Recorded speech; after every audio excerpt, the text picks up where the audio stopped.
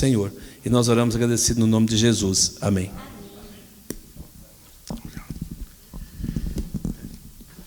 Apagar essas luzes aqui. Isso. Essas aqui.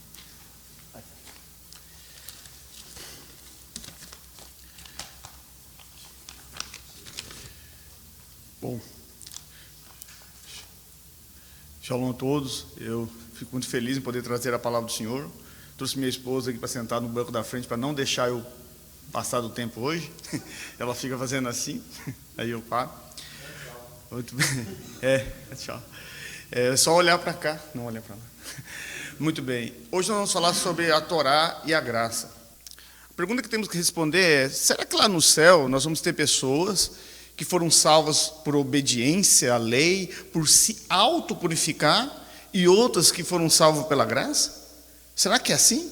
Eu vou chegar lá, Moisés vai dizer para mim assim: não, eu fui salvo por obedecer à lei. Eu falo: eu precisei do sangue do Messias. Ou será que todos precisam? Porque desde Adão e Eva, as pessoas foram salvas por crer naquele que viria. E nós somos salvos por crer naquele que veio. E o nome dele é o Senhor Jesus Cristo, o Messias Yeshua. Porque Moisés foi salvo por crer naquele que viria, e nós somos salvos por crer naquele que veio, não muda o fato de que todos nós fomos salvos pela graça. E a Torá grita isso. Torá não é mandamento. Mandamento em hebraico é mitzavot. Torá significa o ensinamento de Elohim. É Elohim ensinando nós. Agora, nós vamos observar que desde lá do passado, desde os primeiros livros da Torá, ela grita que ninguém foi salvo pela lei.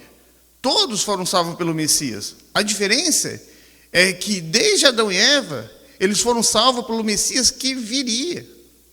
E nós somos salvos pelo Messias que veio. E isso não vai ficar subentendido. Isso vai ficar entendido. Muito bem. Vou passar aqui. Não está passando aqui.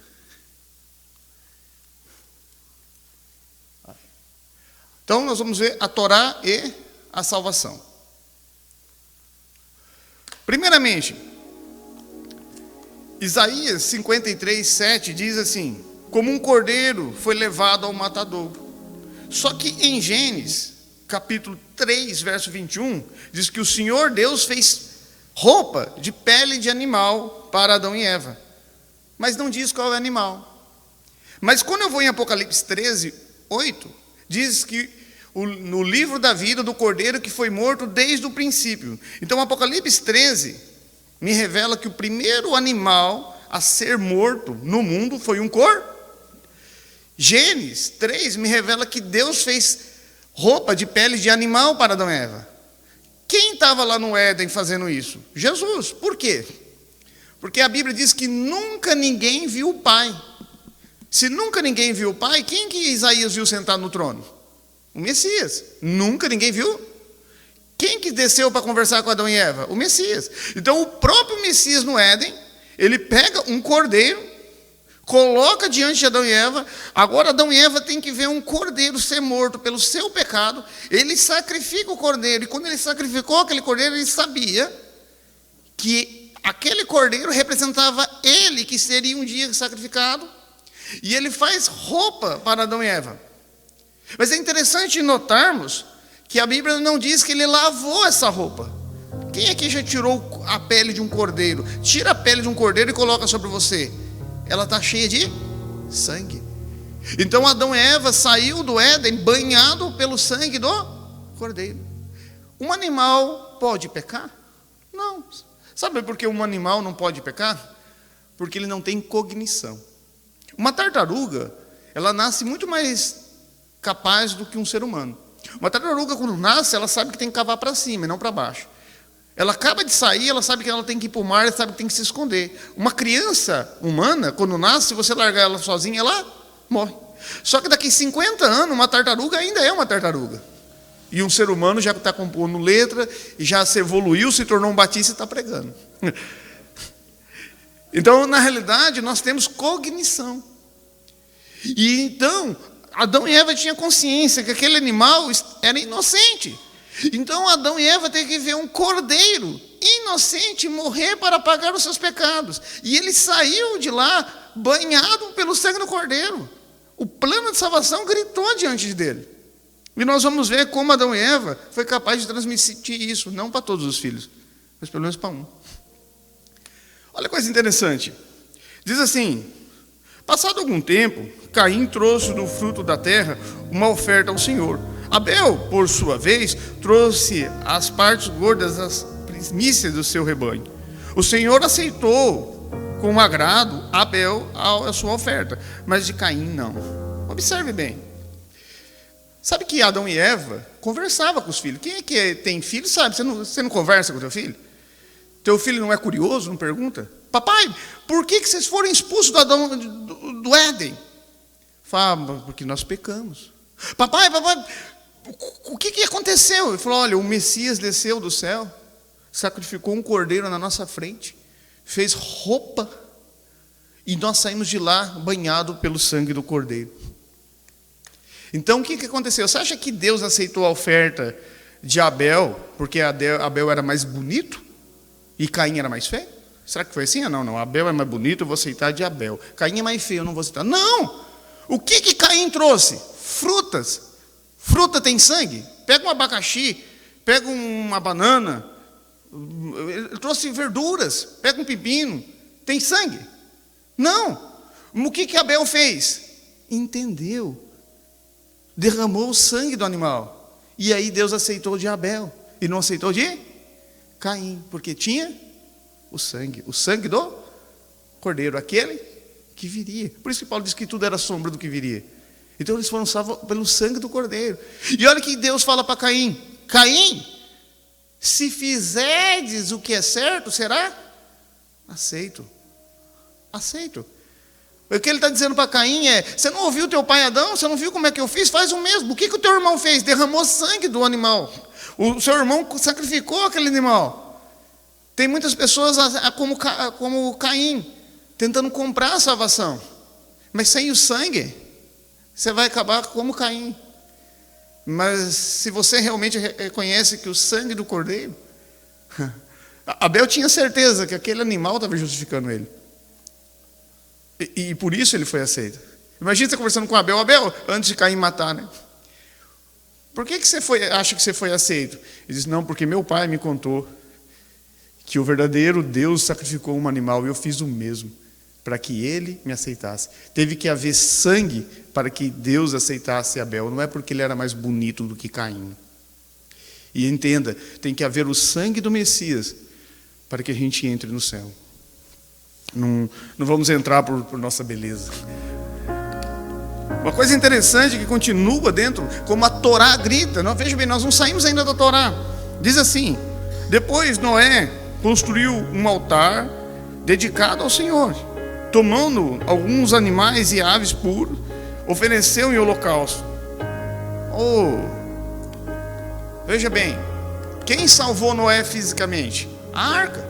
Fisicamente falando, foi a arca. Noé, por que você não fez um altar dedicado à arca? Porque se Noé adorasse a arca, ele praticaria idolatria. A arca foi só um instrumento, é como Maria. Maria foi só um instrumento para trazer Jesus. Para qualquer tipo de culto a ela é idolatria. Seria como se Noé descesse da arca e fizesse um culto à arca, adorando a arca. Mas ele ignora a arca e ele faz um sacrifício imagina, sem canja-fé. Papai, Noé, vem aqui. Por que o Senhor está sacrificando esse animal? Logo agora que a gente chegou nesse novo mundo, depois do dilúvio, o pós-dilúvio. Fala, meu filho, porque eu preciso disso para pagar o pecado. É isso aqui. Nós não fomos salvos pelas nossas obras, eu ainda preciso do sangue. Então você vê o sangue sendo derramado no Éden, você vê Abel sendo aprovado pelo sangue, você vê Noé saindo da arca pelo sangue. É interessante. Agora, vamos observar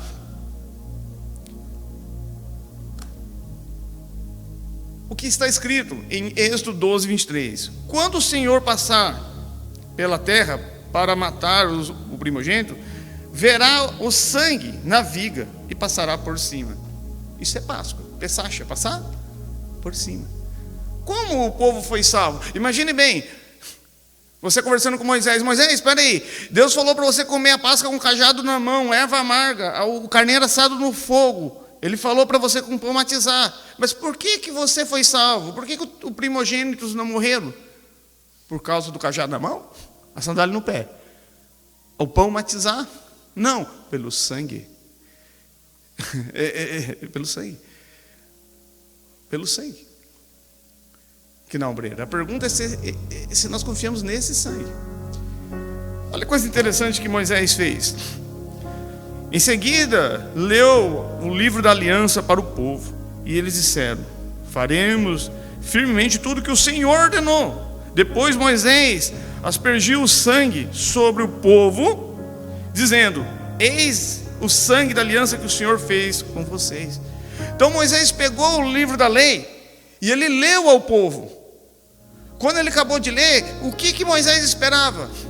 O povo reconhecer: nós somos imundos. Essa lei mostrou todo o pecado em nós. Precisamos sacrificar um cordeiro para ser salvo. E o povo falou totalmente o contrário. O povo diz: não, tudo o que falou o Senhor obedeceremos e serviremos. Ou seja, nós podemos nos autopurificar. Moisés extremamente irado. Ele sacrifica o cordeiro, ele pega o sangue e ele começa a lançar o sangue sobre aquelas pessoas, jogando sangue nelas, dizendo: eis o sangue da propiciação. E o que Moisés está dizendo para aquele povo? Imagina você estivesse lá, falando, um filho perguntando: pai, um pai judeu, pai, Moisés acabou de ler toda a lei, por que a gente tem que ir embora cheirando sangue? Ele diz: porque a lei não pode nos salvar, meu filho. Só esse sangue é capaz de salvar. Atos 13:38. Portanto, meus irmãos, quero que saiba que mediante Jesus lhe é proclamado o perdão dos pecados. Por meio dele, todo aquele que crê é justificado de todas as coisas das quais não podiam ser justificados pela lei de Moisés. Não podia. Não tinha como ser justificado pela lei de Moisés. É isso. Porque a lei, na verdade, é um espelho. Você tem que olhar para a lei e dizer: como eu sou imundo, como eu não posso me autopurificar, como eu preciso do Messias. Mas tem gente que olha para a lei e diz: nossa, de alguma forma eu posso me autopurificar. Nós não vamos chegar lá no céu e dizer assim: olha, eu só entrei aqui porque eu reconheci meu lamentável estado de pecador, errado diante de Deus, e confessei o Senhor Jesus Cristo como meu único Salvador. E Moisés vai lá para: não, mas eu estou aqui por meu mérito. Não, ele vai dizer: eu também. Eu só estou aqui pelo sangue do Cordeiro. Fomos salvos pelo mesmo sangue. A diferença é que você foi salvo pelo sangue do Cordeiro que veio, mas eu fui salvo pelo sangue do Cordeiro que viria, o mesmo Cordeiro.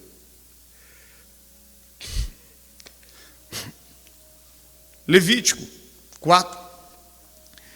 Se trouxer uma ovelha como oferta pelo pecado, terá que ser sem defeito. Porá a mão sobre a cabeça do animal, que será morto como oferta pelo pecado, no lugar onde o sacrifício deve ser feito. O sacrifício levítico. Imagine bem, você chegava lá perante o sacerdote e disse: sacerdote, eu pequei, eu cometi um pecado. Ele não falava para você: olha, meu filho, está aqui a Torá, lê um pouquinho mais, obedece um pouco mais o mandamento, que isso vai te purificar. Ele dizia: me traz um cordeiro sem defeito, porque você não pode pagar o seu pecado. E aí ele trazia o cordeiro. O sacerdote colocava a mão sobre a cabeça desse animal.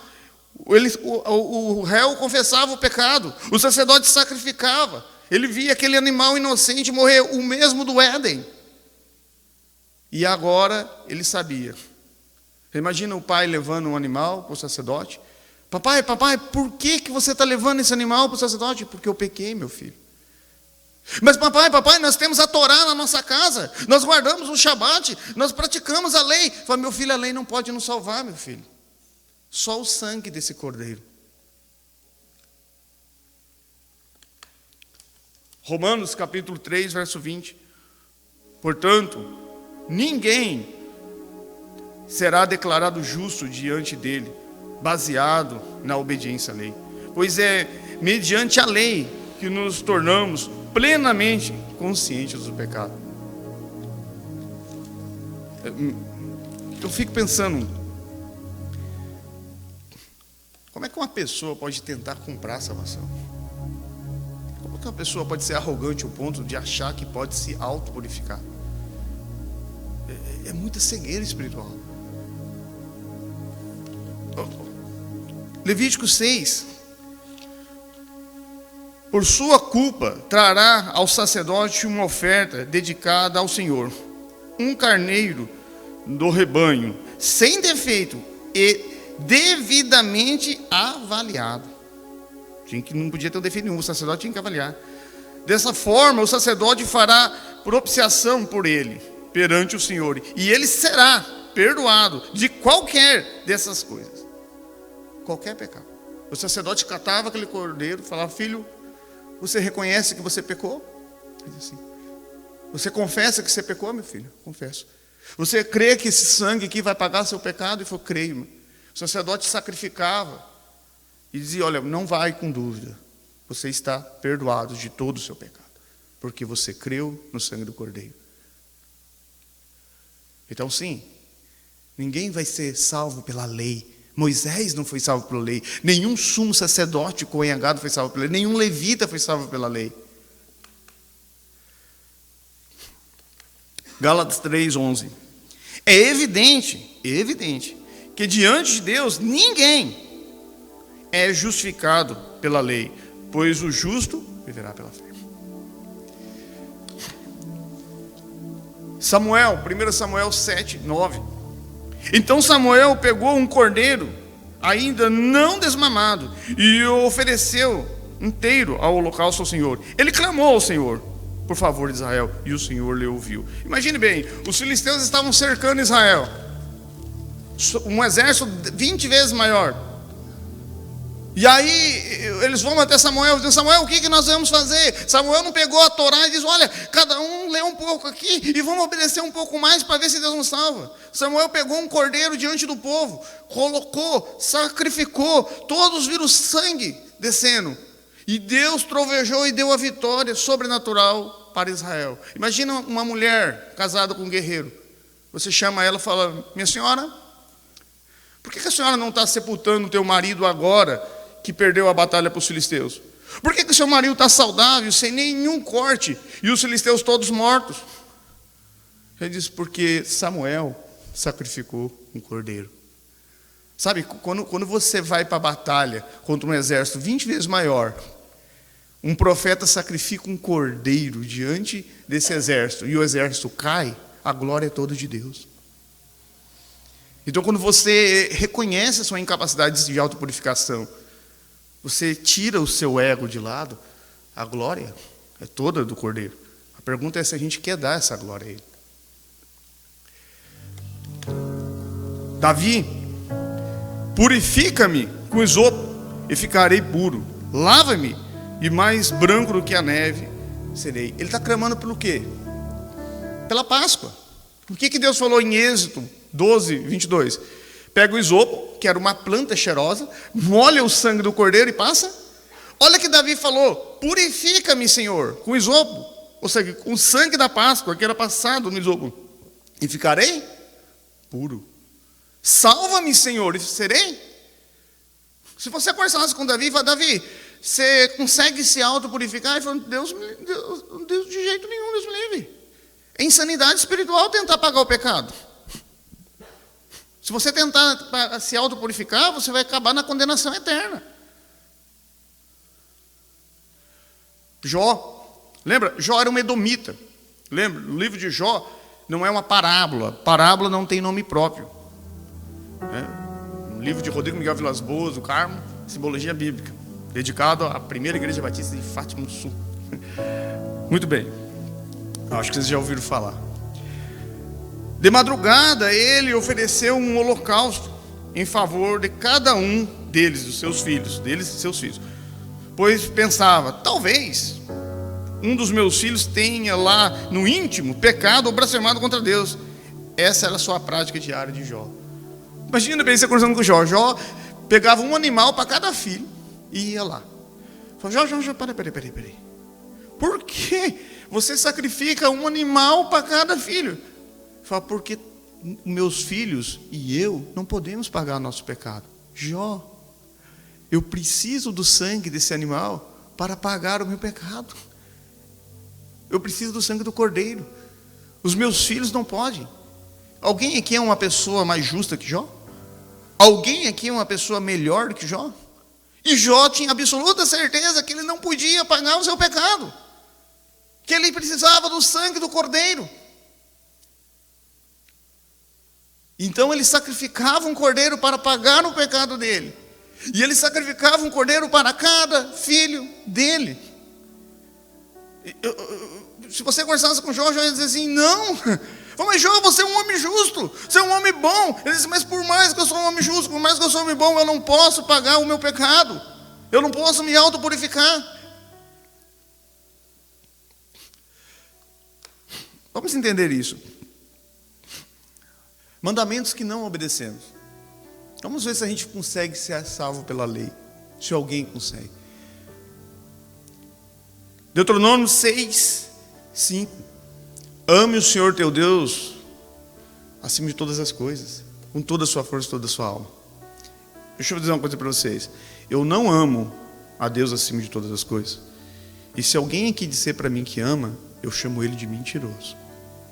Porque amar a Deus acima de todas as coisas é nunca colocar um interesse pessoal na frente de Deus. Você nunca colocou nenhum interesse pessoal teu à frente de Deus? Porque se você já colocou um interesse pessoal teu na frente de Deus, você não ama a Deus acima de todas as coisas.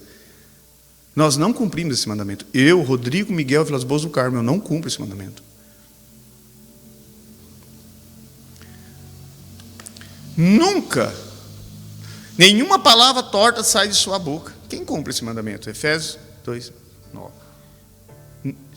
Nenhuma palavra torta sai de sua boca. Imagina, Deus fala, tudo bem. Você quer se autopurificar? Você não precisa do sangue do meu filho? O Messias? Tudo bem. Passa por esse mandamento.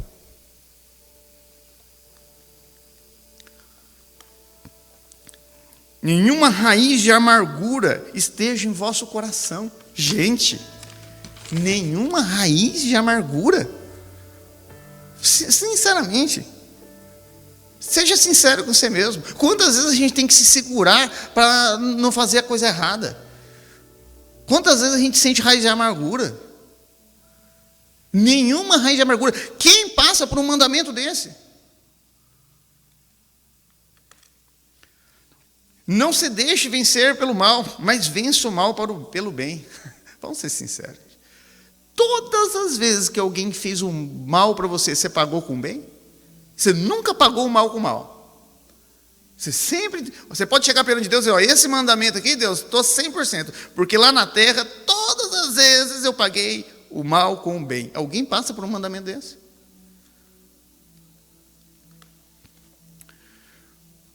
Ame a cada um seu próximo como a ti mesmo. Quem ama o próximo como a ti mesmo? Quem? Hoje está difícil amar os familiares, as pessoas da família. Está difícil amar o irmão da igreja. Não vou dizer como a nós mesmos, porque eu não amo vocês como a mim mesmo. Não. Amo. Aquela coisa assim, falou, que amor. Diz assim, pois quem obedecer toda a lei, mas tropeçar em apenas um ponto, torna-se culpado de descumpri-la completamente. Então presta atenção na coisa. Eu, você, nós descumprimos toda a lei de Deus. Quantos mandamentos nós somos culpados? De quantos mandamentos eu e você é culpado? Todos. Por que eu e você somos culpados de todos? Porque quem tropeça num mandamento se torna culpado de... Alguém aqui nunca tropeçou em nenhum mandamento? Então, de quantos mandamentos eu sou culpado? Imagine que Deus fosse assim, tudo bem, Rodrigo, você não precisou da graça do meu filho, do sangue do meu filho, do cordeiro, eu vou avaliar você para ver se você obedeceu os mandamentos. Eu falo, mas eu tropecei só nos 30. E falo, se eu tropeçando em um, já torna culpado de todos. Fica tranquilo, o inferno está garantido.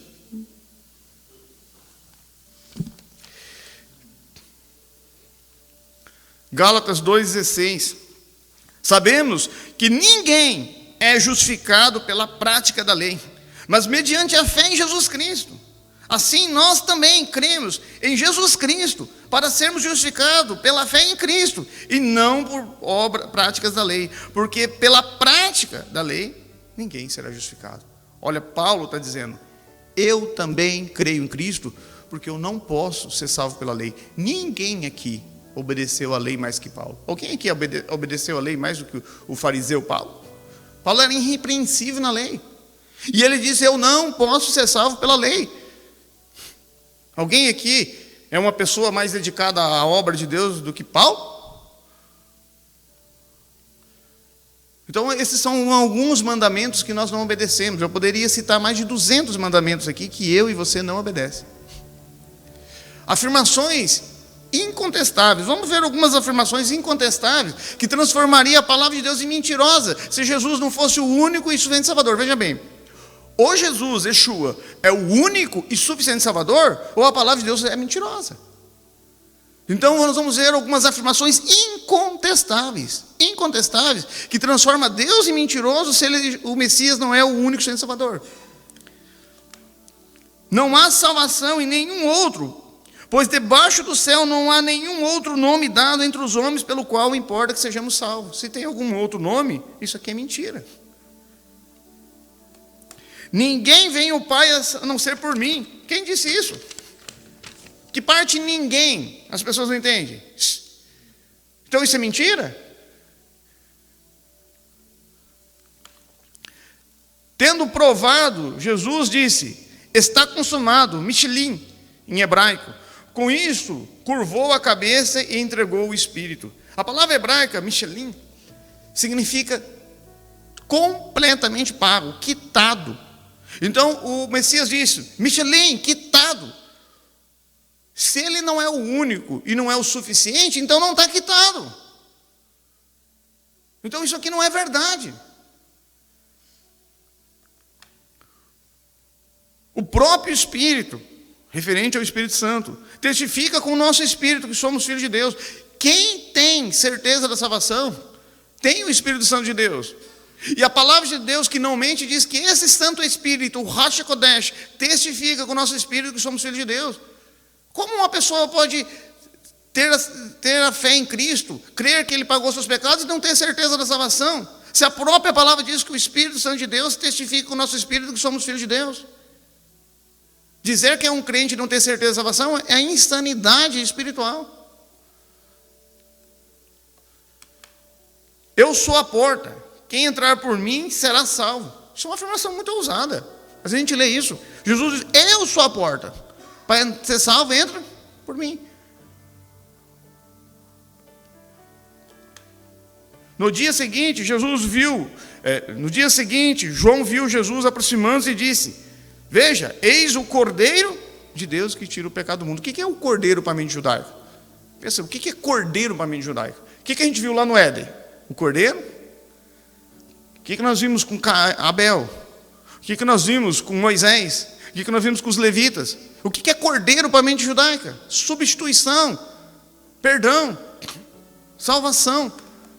Eis o Cordeiro de Deus que tira o pecado do mundo. É impossível que Deus minta. A palavra de Deus diz que é impossível que Deus minta. Então tudo que a gente falou aqui é a verdade. Ele é o único, Ele é o suficiente Salvador. Vamos observar um pouco da diferença entre um convertido e um convencido. Sabe, uma pessoa que é convertida, ela peca. O não convertido, o convencido também. Uma pessoa que é convertida, ela comete falhas, como o outro. Então qual é a diferença? Temos que ver, será que não existe nenhuma diferença? Eu, Rodrigo Miguel Vilas Boas do Carmo, não deixei de ser um pecador depois da minha conversão. Eu passei a ser um pecador arrependido, tendo a plena certeza que Jesus morreu e pagou meus pecados, Ele é meu único Salvador, E quando cometo o pecado, peço perdão. Hebreus diz assim: se continuarmos a pecar deliberadamente, depois de recebermos o conhecimento da verdade, já nos resta sacrifício pelo pecado. Aqui está um ponto importante. Um crente no Senhor Jesus não deixa de pecar, porque ele tem a natureza adâmica que vem do nosso pai comum Adão. Ele mora no mundo corrompido, que é esse mundo, e ele tem Satanás com seus xedês que anda como um leão nos rodando, seus demônios. Mas um crente no Senhor Jesus não consegue viver deliberadamente em pecado. Quando você vê uma pessoa dizendo que ele se arrependeu do seu pecado e que ele é salvo por Cristo, mas ele consegue viver deliberadamente em pecado, ele peca e não reconhece. Ele peca, mas não pede perdão. Essa pessoa precisa de se converter. Porque uma pessoa crente no Senhor Jesus, ela confessa o seu pecado, ela pede o perdão, ela não consegue viver deliberadamente em pecado.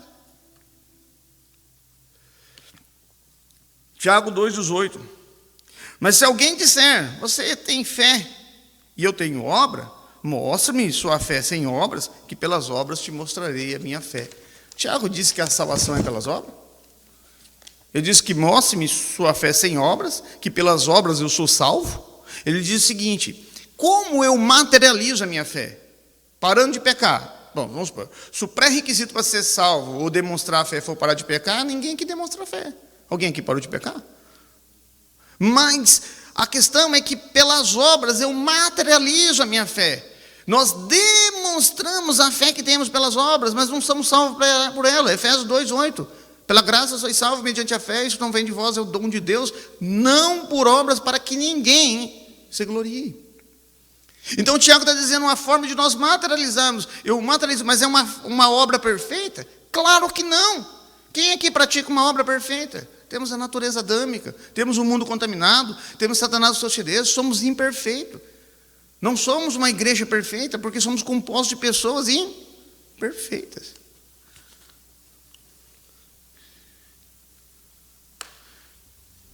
Primeiro João, se afirmarmos que estamos sem pecado, enganamos a nós mesmos, e a verdade não está conosco. Apocalipse 23, o mar entregou os mortos que nele haviam, e a morte, o Hades, entregou os mortos que nele haviam. E cada um foram julgados de acordo com o que tinha feito. Olhe como Deus é justo. Pessoas que vão para a condenação eterna. Por quê? Porque mesmo a palavra de Deus dizendo não por obras, eles tentaram comprar a salvação. Então Deus vai pegar a santidade dele, a lei dele, e vai julgar ele segundo a... Olha, se eu estivesse diante de Deus agora, e ele fosse dar para mim o que eu mereço, sem a graça, ele tinha que me mandar para o inferno, porque ele é santo, eu sou pecador. Tire o sangue do cordeiro, e todos nós vamos para o inferno.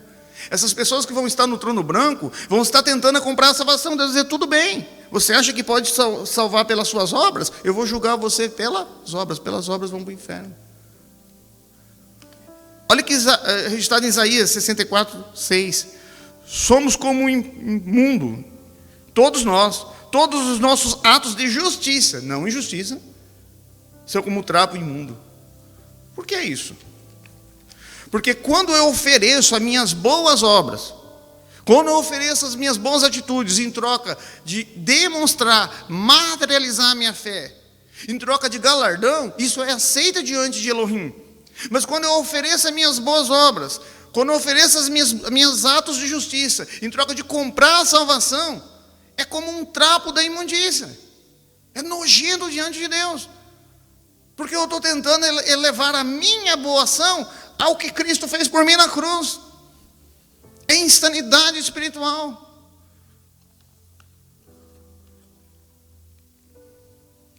Aí nós temos que refletir um pouco sobre uns pontos de porcentagem. Quem gosta de matemática aí, é bom fazer conta. As perguntas. Quantos por cento eu tenho que obedecer para ser salvo? Quantos por cento da lei eu preciso obedecer para ser salvo? Imagina que Deus falasse para você, obedece 30% da minha lei e eu salvo você sem o Messias. Você não precisa da cruz, você contorna a cruz. Quem ia para o céu?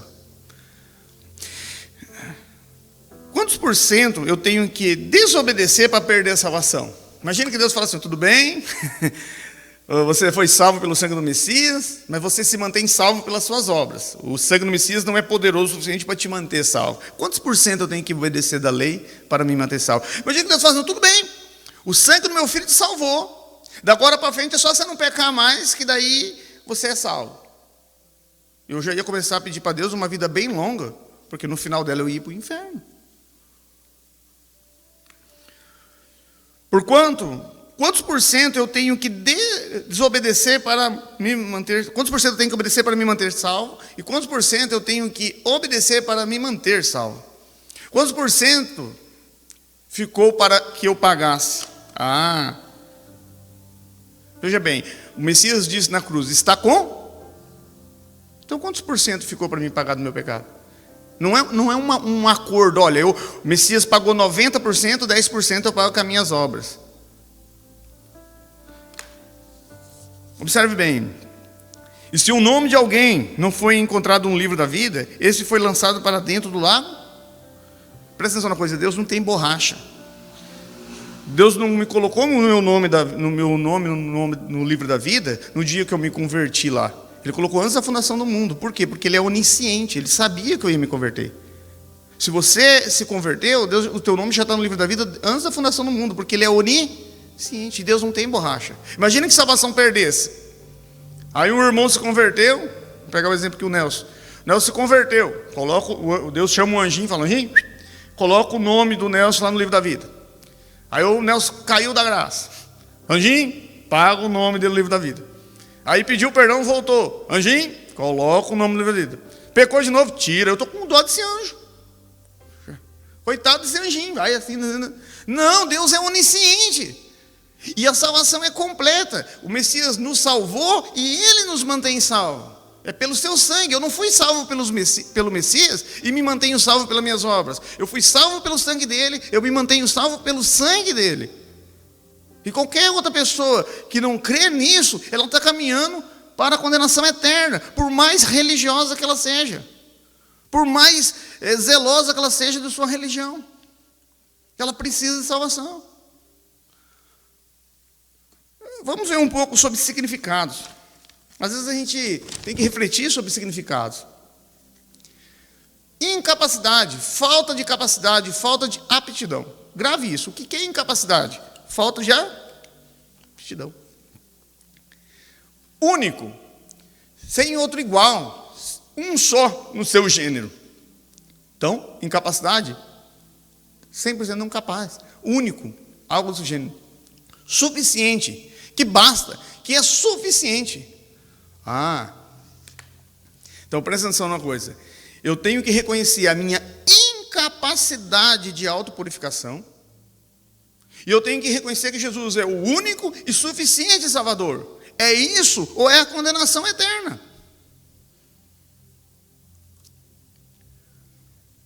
Vamos ver para quem não precisa de um Messias. Algumas pessoas que não precisam de um Messias. Veja bem, se eu posso ir num purgatório, expurgar meu pecado e depois ir para o céu, eu não preciso do Messias.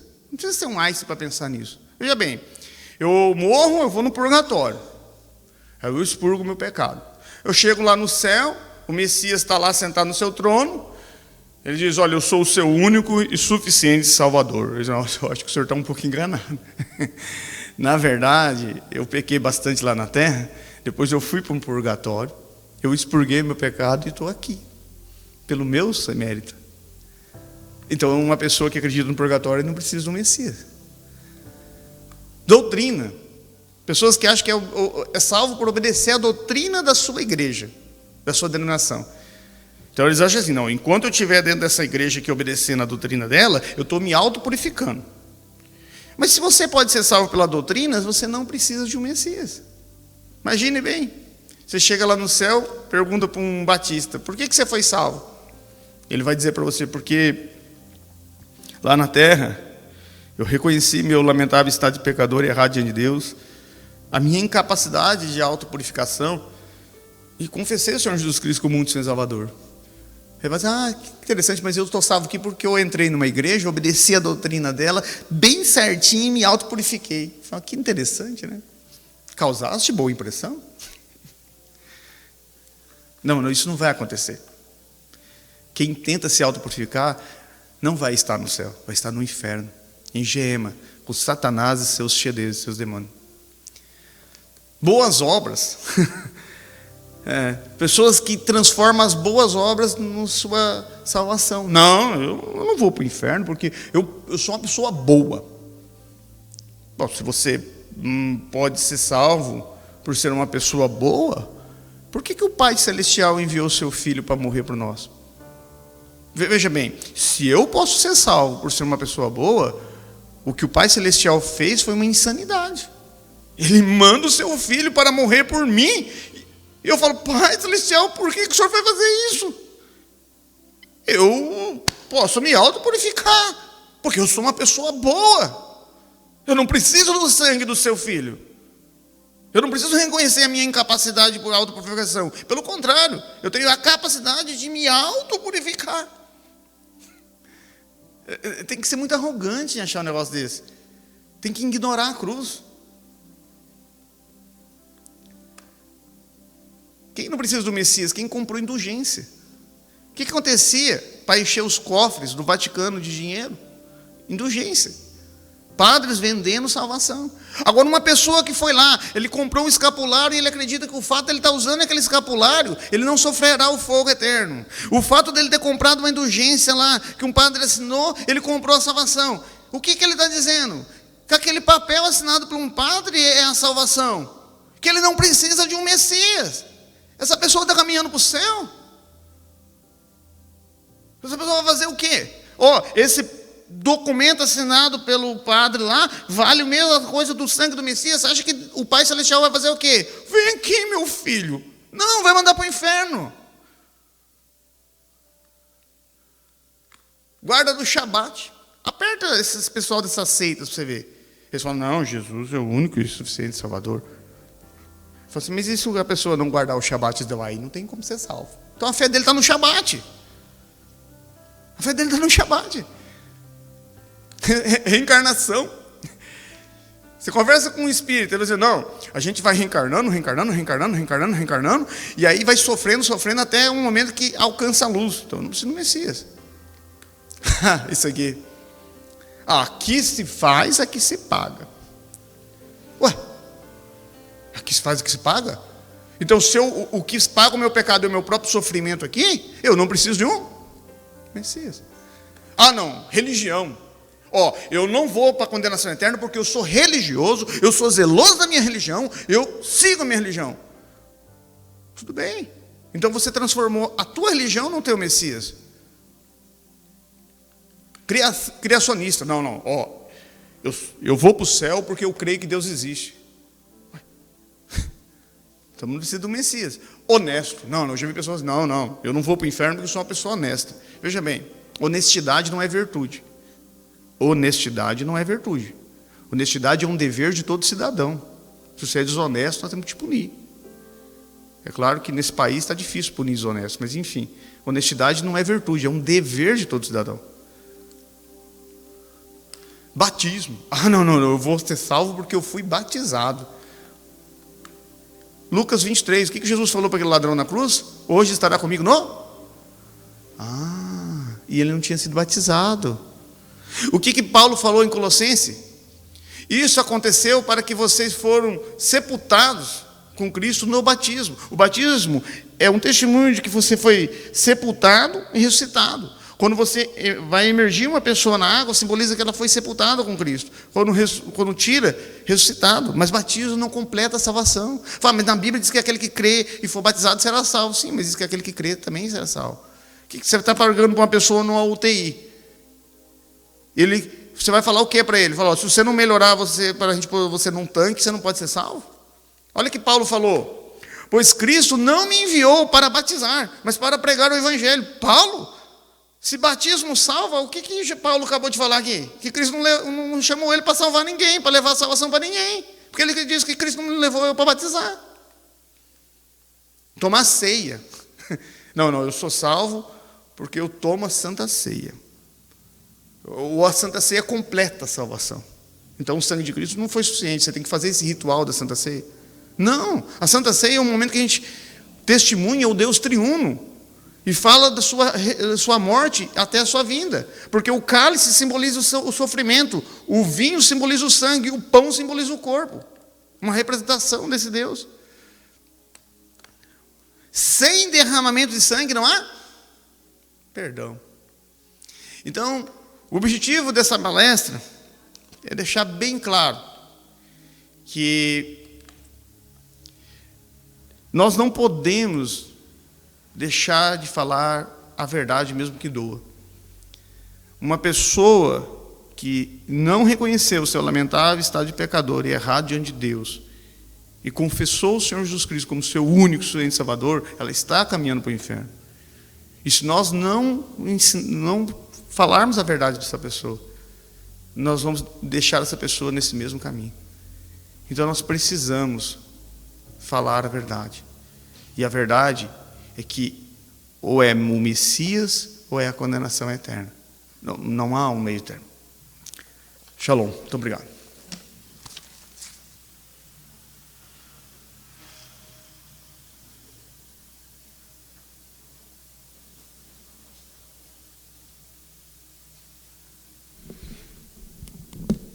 Muito bom, né? A gente aprender um pouquinho mais da palavra de Deus, né? Pena